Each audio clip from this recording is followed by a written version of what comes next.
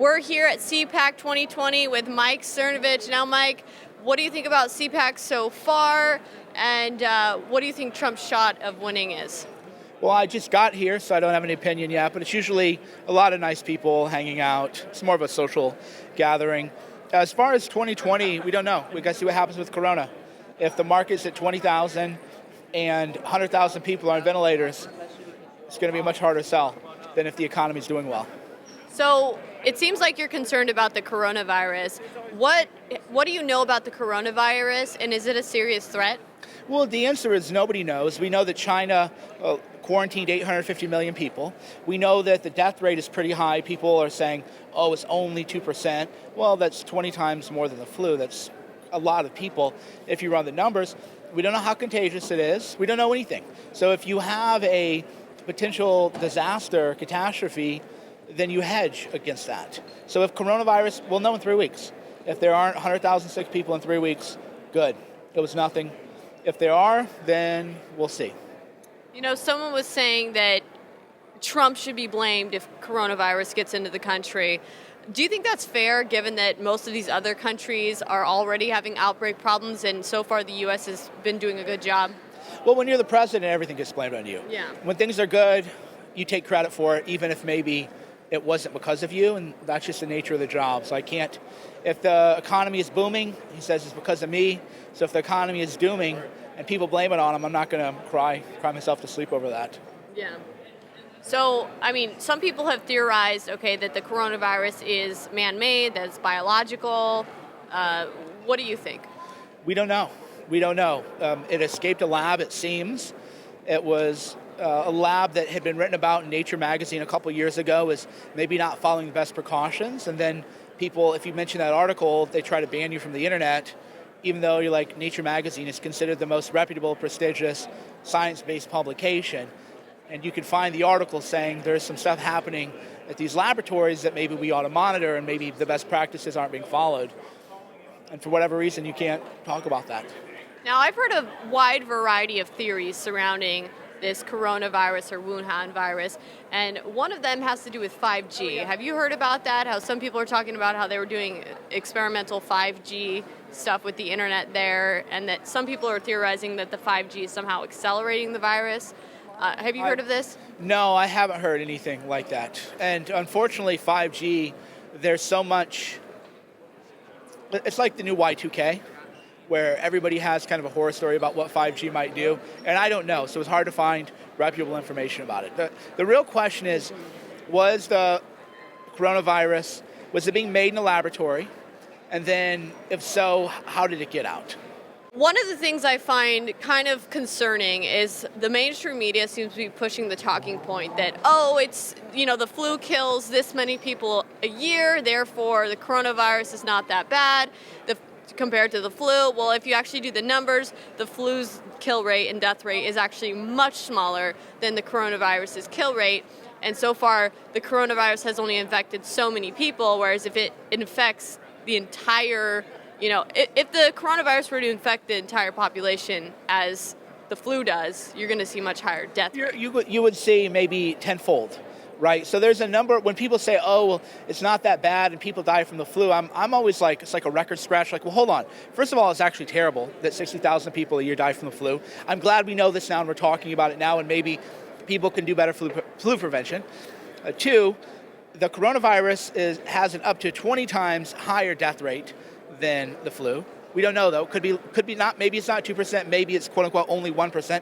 But let's say if 1% of people exposed to coronavirus die, it's going to be 10x the flu. That's millions of people, right? Are you kidding me? That's not a big deal, because the infection rate of corona is supposedly higher than the flu. So let's just say the infection rate of coronavirus is only the same as the flu, the ordinary flu, and it's 10 times more deadly. Well, that's 60 times 10, that's 600,000. That's more people died in the Civil War, more Americans than died in World War II.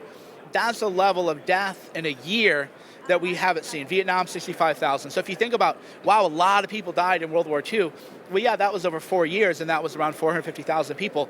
If we lost that many people in 1 year, get out of here, right? It's just it's mathematically illiterate.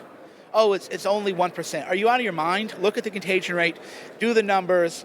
and tell me that only 600,000 people dying isn't a big deal, it's crazy. It's absolutely Now, what about the vaccine issue? You know, what happens if they create a vaccine?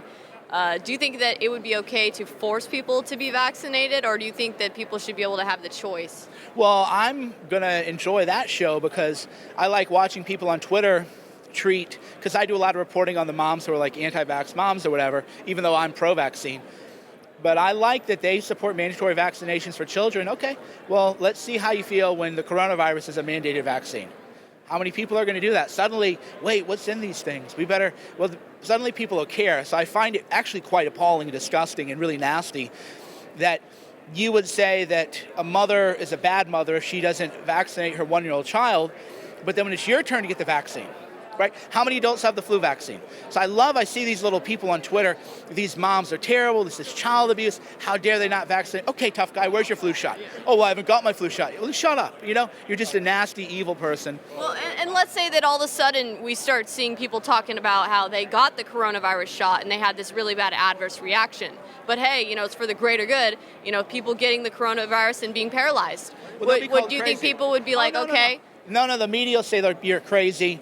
You imagine that, even though you've known your own body is a coincidence. No, I look forward to this. I look forward to all the people who are, again, I'm pro-vaccine, but because I've met a lot of moms with children who are in very dire predicaments, and I see these nasty people attack these moms with very sick children, and I get really angry, and I can't wait.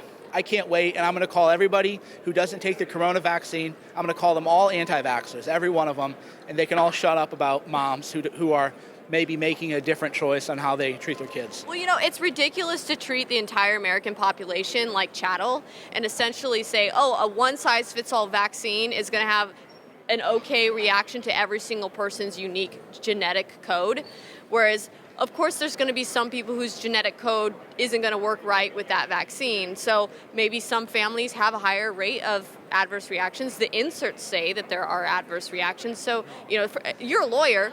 So from a legal standpoint, should companies and should the government be able to force someone to possibly injure themselves?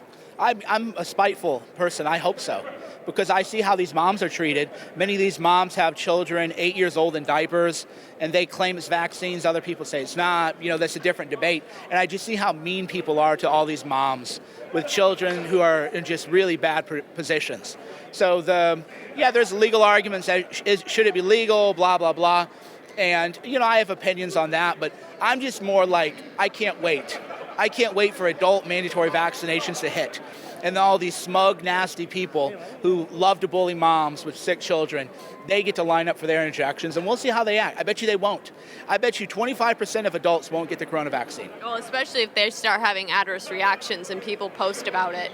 Yeah, and they'll post it on social media and breaking out in hives and everything like that. So I can't wait. I'm going to enjoy it. I'm going to call everyone who doesn't get the coronavirus anti-vaxxer. I'm going to call every adult who doesn't have a flu shot the anti-vaxxer, because I see how they bully moms. So yeah. I think it's time for us to sort of, rather than try to defend these moms, just say, show me your health records, bro. Oh, yeah. And part of that bullying is because Big Pharma pushes the advertisements for the media, and the media then gives everyone the idea that if you don't want to vaccinate, then you're some crazy person. But remember, these same pharmaceuticals, these same media companies were denying that thalidomide had any bad reactions when it was causing babies to be born without legs and arms. Well, again, we'll see. I hope that, and some people maybe in your audience will take this the wrong way, but people who know me get it.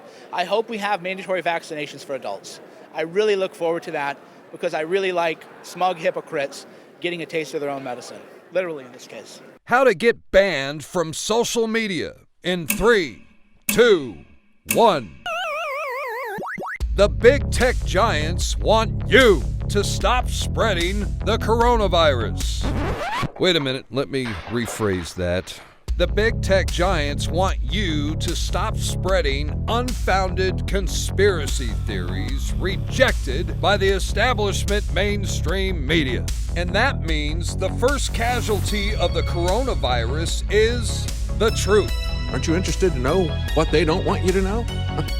You ought to be. It is a weapon system. This is a violation of the Geneva Convention. This is a crime against humanity. The WHO is up to its eyeballs in biological warfare research. That's the whole purpose of biological warfare.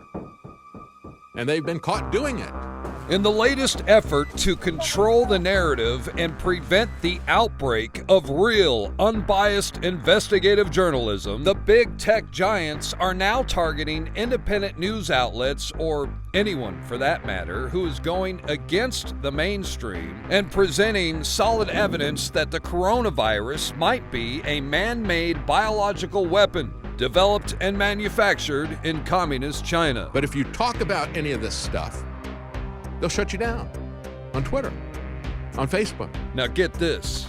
Recently, YouTube announced that they were approached by Newsweek, who requested that they delete all the YouTube channels that were just flagged by Newsweek for posting videos about the coronavirus they don't want you to see.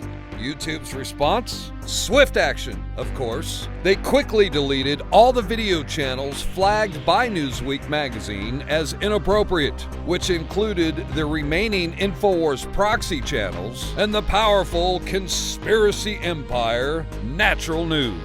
Within hours, Twitter joined in on the purge and slapped down a permanent ban on Zero Hedge for publishing coronavirus conspiracy theories. We'll have none of that.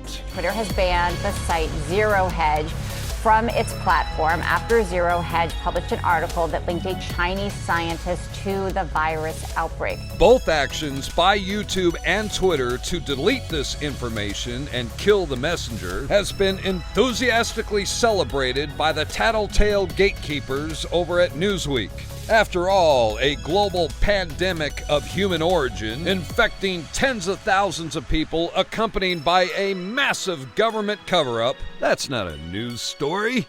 In fact, according to Big Tech, that's Nunya.